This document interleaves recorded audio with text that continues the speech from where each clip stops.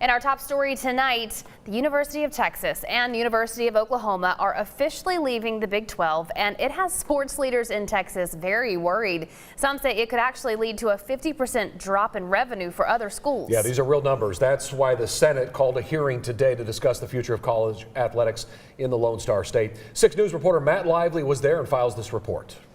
Anytime that college athletics are having to be discussed at the state capitol, it typically means that something seismic has occurred. That's exactly what has happened with the Big 12, as the University of Texas and the University of Oklahoma have decided to leave for the SEC, leaving questions for the conference and Baylor. It's fair to say you were totally surprised.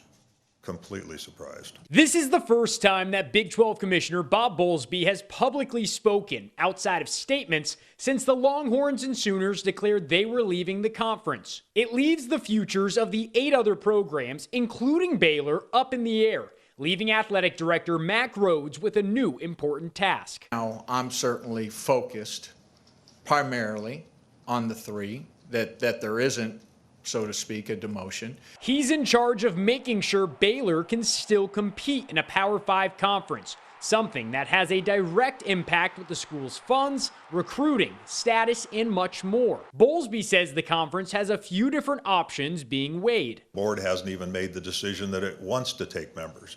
There may be other options available to us, and I think sequentially it makes sense to pursue those before thinking about individual membership. Bowlesby claims that without UT and OU, TV revenue could decrease by 50%, meaning budget restraints are coming and Baylor may have to hit pause on its new planned basketball arena, unless they can get a big-name school to join. If you're going to keep the conference intact, at that level of revenue, you have to replace them with that level of brand, which means you would have to draw somebody from another Power 5 conference, which is quite challenging.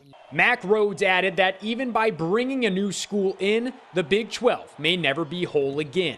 In Austin, Matt Lively, 6 News. And Commissioner Bowlesby also added that a 12-team college football playoff could be put on hold, all because of this move.